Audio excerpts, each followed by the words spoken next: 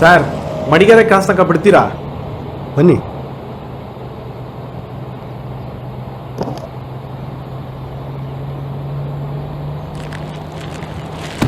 Thank you sir.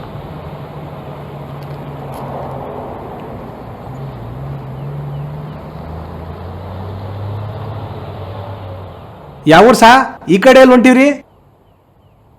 ಮಣಿಗೆರೆ. ಮಣಿಗೆರೆನಾ? ಮಣಿಗೆರೆಯಲ್ಲಿ ಯಾರ ಮನೆಯವ್ರು ಸಾ? ಶಿವನಂಜಪ್ಪನವ್ರು ಗೊತ್ತಾ? ಪಟೇಲ್ ಶಿವನಂಜಪ್ಪರ ಅಂದ್ರೆ ಡಾಕ್ಟರ್ ಓದ್ತಿದ್ರಲ್ಲ ಸರ್. ನೀವು ನೋಡಿ ಬಹಳ ಖುಷಿ ಆಯ್ತಿದೆ ಸರ್. ನಾನು ನಿಮ್ಮನ್ನು ನೋಡೇ ಇರಲಿಲ್ಲ. ನೀವು ಫಾರಿನ್ ತಾನೇ ಇರೋದು?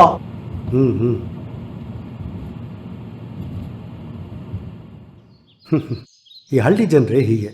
ಯಾರು ಸಿಕ್ಕರೂ ಮನ್ಸು ಬಿಚ್ಚಿ ಮಾತಾಡ್ತಾರೆ. ಯಾವುದೇ ರೀತಿ ಫಾರ್ಮಾಲಿಟೀಸ್ ಇರಲ್ಲ.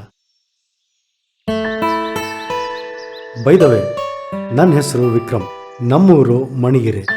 ಹೊರ ದೇಶದಲ್ಲಿ ಓದ್ ಮುಗಿಸಿ ಅಲ್ಲೇ ಕೆಲಸಕ್ಕೆ ಸೇರಿ ಸುಮಾರು 20 ವರ್ಷ ಊರಿಗೆ ಬಂದಿರಲಿಲ್ಲ. ನಾನು ಹೊರಗಡೆ ಇದ್ದಷ್ಟು ವರ್ಷ ನನ್ನ ಮನಸ್ಸು ಊರಲ್ಲೇ ಇತ್ತು. ಬೇರೆ ದೇಶಕ್ಕೆ ಹೋಗಿ ಅಲ್ಲಿ ನಡೆ ನುಡಿಗೆ ಒಪ್ಕೊಂಡು ಬದಲಾಗಿರ್ತಾರಲ್ಲ, ಹಾಗೆ ನಾನು ಒಂಚೂರೂ ಬದಲಾಗಿರಲಿಲ್ಲ. ಆದರೆ ನಮ್ಮೂರು ತುಂಬ ಬದಲಾಗಿತ್ತು.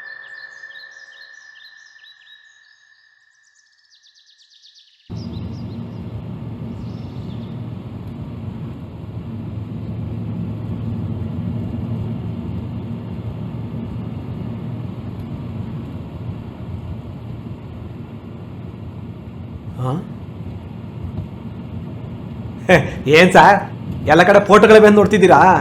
ಇವಾಗೆಲ್ಲ ಹಂಗೆ ಸಾ. ಹುಟ್ಟಿದ್ರು ಫೋಟೋ, ಸತ್ರು ಫೋಟೋ, ಗೆದ್ರು ಫೋಟೋ, ಸೋತ್ರು ಫೋಟೋ. ಸರ್, ನಾನೇನಾದ್ರು ತಪ್ಪು ಮಾತಾಡೋಣ? ಚೇಚೆ, ಹಾಗೇನಿಲ್ಲ. ಚಿಕ್ಕ ವಯಸ್ಸಲ್ಲೇ ತುಂಬ ಜನ ಸತ್ತಿದಾರಲ್ಲ ಅಂತ. ಹ್ಞೂ ಸರ್, ಇವಾಗ ಯಾರನ್ನೇ ಕೇಳಿ BP ಶುಗರು ಅಂತಂತಾರೆ. ಎಲ್ಲಿ ನೋಡಿ ಹಾರ್ಟ್ ಅಟ್ಯಾಕು ಅದು ಇದು ಅಂದ್ಕೊಂಡು ಪಟ್ ಅಂತ ಹೊಂಟೋಯ್ತಾರೆ. ಇನ್ನು ಕೆಲವರು ಆಕ್ಸಿಡೆಂಟ್ ಆಗಿ ತೀರೋಯ್ತಾರೆ. ಏನೇ ಹೇಳಿ ಸರ್, ಆರೋಗ್ಯ ತೊಂದರೆಯಿಂದನೇ ತುಂಬ ಜನ ಸತ್ತೋಯ್ತವ್ರೆ. ಅದಕ್ಕೆ ಸಾ, ನಮ್ಮ ಮನೇಲಿ ಎಲ್ರಿಗೂ ಹಾಲ್ಗೆ ಹಾಕೊಂಡು ಕುಡಿಯೋಕ್ಕೆ ಪುಡಿ ತಗೊಂಡು ಹೋಯ್ತೀವಿ. ತೋರಿಸ್ತೀನಿ ನೋಡಿ. ಇದು ನನ್ನ ಹೆಂಡತಿಗೆ. ಓ, ಇದು ನನಗೆ. ಇದು ನನ್ನ ಮಗನಿಗೆ ಸಾ. ಸಾ, ಇಲ್ಲೇ ನಿಲ್ಲಿಸ್ಬಿಡಿ ಸಾ. ಬಂದಿದ್ದೆ ಗೊತ್ತಾಗ್ಲಿಲ್ಲ. ಬಸ್ನಲ್ಲಿ ಬಂದಿದ್ರೆ ಅಲ್ಲಲ್ಲೇ ನಿಲ್ಸ್ಕೊಂಡು ಒತ್ತು ಮುಳುಗಿಸ್ಬಿಡ್ತಿದ್ದ.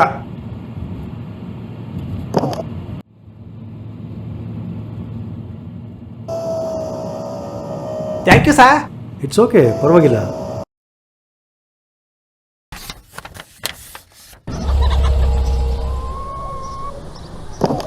ಮಗ ಪಾ,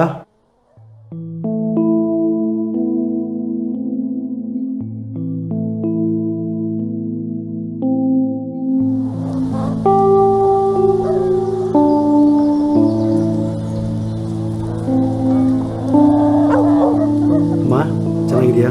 ಚೆನ್ನಾಗಿದ್ದೀನಿ ಕಣಪ್ಪ, ನನ್ನ ಬಂಗಾರ. ನೀನು ಹೇಗಿದೀಯಾ? ಚೆನ್ನಾಗಿದ್ದೀನಿ ಡಾಕ್ಟ್ರಪ್ಪ.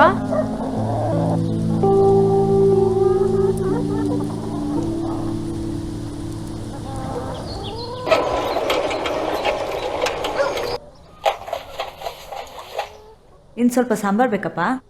ಬೇಡ, ಸಾಕು. ಚೆನ್ನಾಗಿ ಊಟ ಮಾಡು ಮಗ. ಹೆಂಗೈತೆ ರಾಗಿ ಮುದ್ದೆ ಉಂಡಿ? ಎಷ್ಟು ದಿನ ಆಗಿತ್ತು? ಹೌದವ್ವ, ಚೆನ್ನಾಗೈತೆ.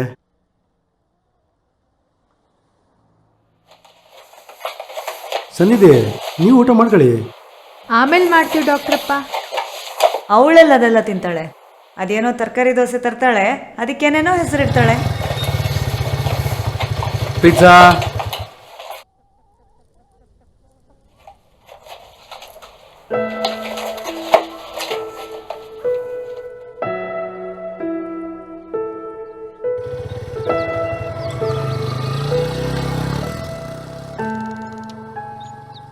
ಡಾಕ್ಟ್ರಪ್ಪ ಇಲ್ಲಿ ನೋಡಿ, ಎಕ್ಸಾಕ್ಟಿಕ್ ವೆಜಿಟೇಬಲ್ ಪಿಜ್ಜಾ.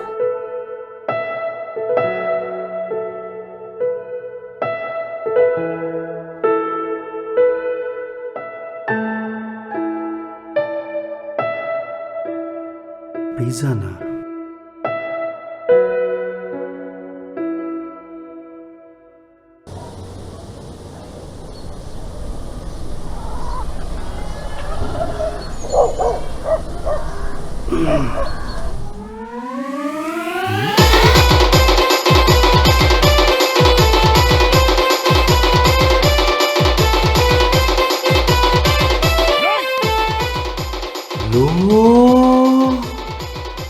ರಂಗ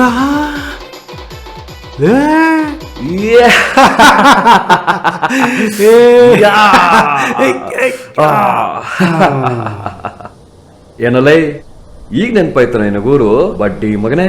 ಇಲ್ಲ ಕಂಡ, ಯಾವಾಗ್ಲೂ ನೆನಪಾಯ್ತದೆ, ಬರಕ್ಕಾಗಿರ್ಲಿಲ್ಲ ಅಷ್ಟೇ. ಅಂತೂ ಬಂದಿಲ್ಲಪ್ಪ, ಬಹಳ ಖುಷಿ ಆಯ್ತು. ಬಾ ಹೋಗುವ. ಎಲ್ಲಿಗ್ಲಾ? ಏಯ್, ನಮ್ ಗುಂಪಿನ ರೂಲ್ಸ್ ಮರ್ತ್ಬಿಟ್ಟಿದ್ಯಾ?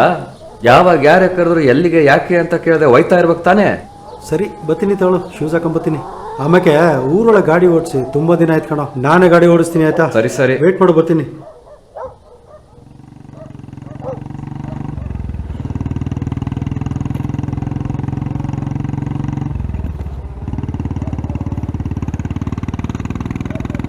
ಏನೋ ಊರು ಎಷ್ಟೊಂದು ಬದಲಾಗ್ಬಿಟ್ಟಿದೆ. ಸಿಟಿಗೂ ಹಳ್ಳಿಗೂ ಏನು ವ್ಯತ್ಯಾಸನೇ ಇಲ್ವಲ್ಲ. ಎಲ್ರ ಕೈಲೂ ಮೊಬೈಲ್ ಫೋನು, ಎಲ್ಲಿ ನೋಡಿದ್ರೆ ಜಂಕ್ ಫುಡ್ಡು. ಥೋ, ಏನೋ ಇದೆಲ್ಲ. ಹ್ಞೂ ಮತ್ತೆ ನಮ್ ಲೀಡರ್ಶಿಪ್ ಅಂದಮೇಲೆ ಡೆವಲಪ್ಮೆಂಟ್ ಮಾಡ್ದಾಗ ಬಿಟ್ಬಿಡ್ತೀವಾ? ಅಂದ್ರೆ ನೀನು ರಾಜಕೀಯ ಸೇರ್ಕೊಂಬಿಟ್ಟ? ಏನ ಸೇರ್ಕಣ್ಣ? ಹೇ ಏಯ್, ನಾವೇ ಗ್ರಾಮ ಪಂಚಾಯತಿ ಅಧ್ಯಕ್ಷರಮ್ಮ. ನೆಕ್ಸ್ಟ್ ಎಲೆಕ್ಷನ್ಗೆ ನಂಗೆ MLA ಟಿಕೆಟ್ ಕೊಡ್ಬೇಕು ಅಂತ ಪಾರ್ಟಿಲಿ ಮಾತಾಡ್ತವ್ರೆ, ಗೊತ್ತಾ?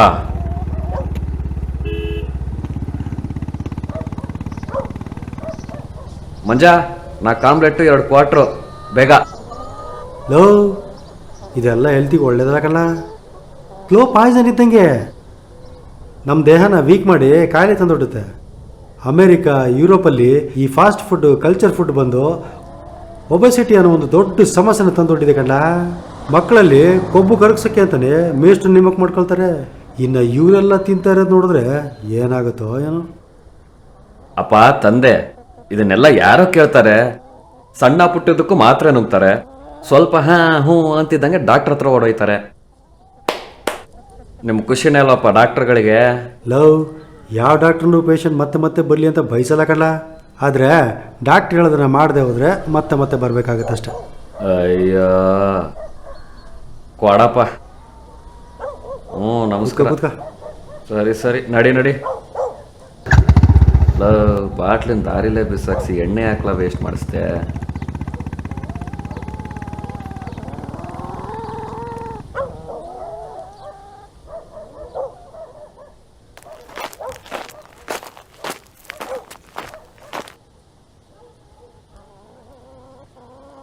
ಜಯರಾಮ, ಜಯರಾಮ, ಏನ್ಲಾ ಮಾಡ್ತಿದ್ಯಾ?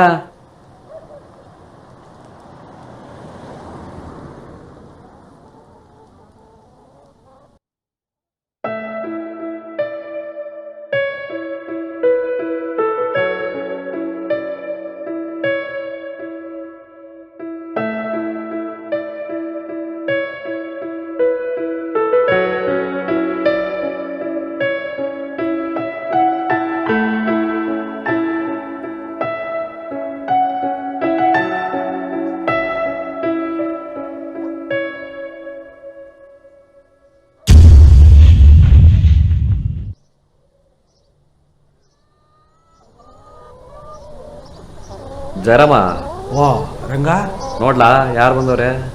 ಜಯರಾಮ, ವಾ ಪಿಕ್ಕಿ, ಹೇ ಕೂತ್ಕೋ, ಕೂತ್ಕೊಳ್ಳೋ.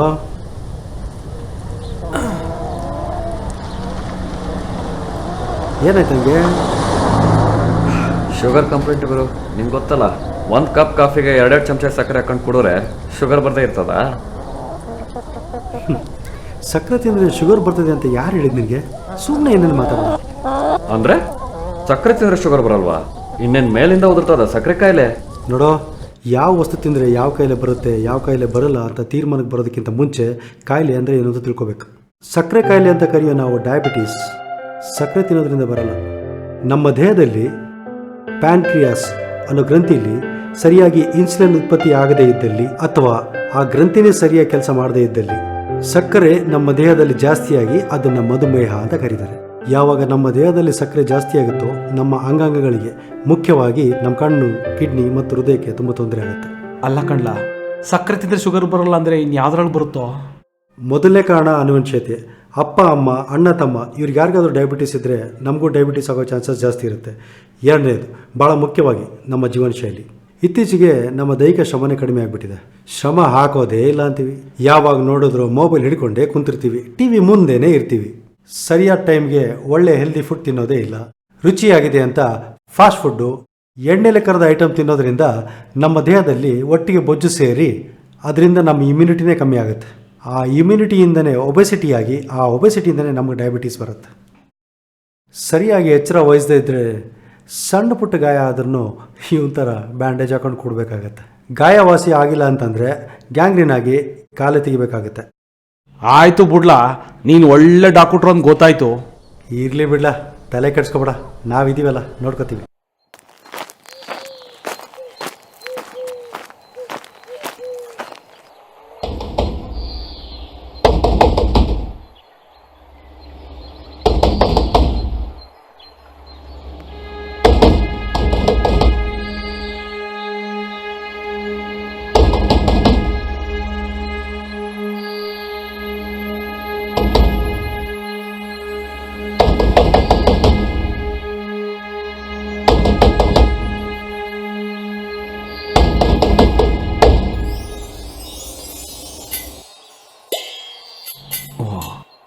ಏನ್ರಿ ನೀವು ಬೆಳಗ್ಗೆ ಬೆಳಗ್ಗೆ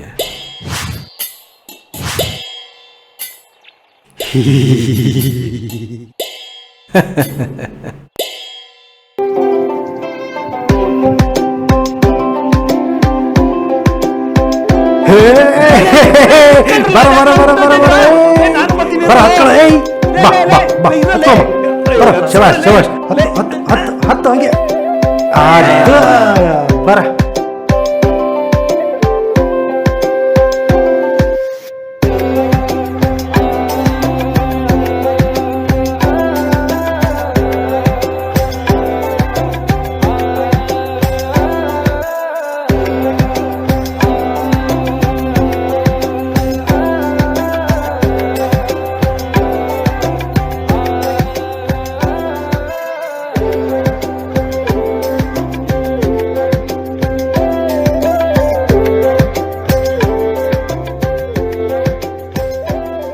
ನೋಡೋ, ಹೀಗೆ ಕಡಿಮೆ ತಿನ್ನಬೇಕು, ಹೆಚ್ಚು ಕೆಲಸ ಮಾಡಬೇಕು.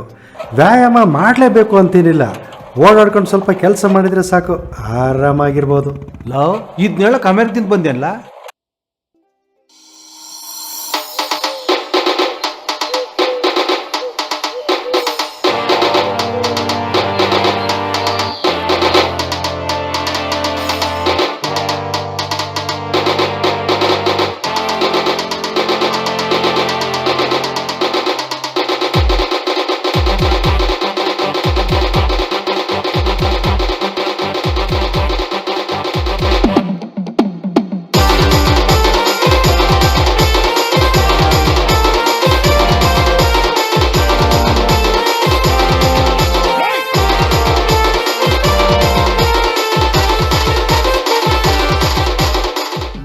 ಆ್ಯಕ್ಚುಲಿ ಬದುಕು ತುಂಬ ಸಿಂಪಲ್.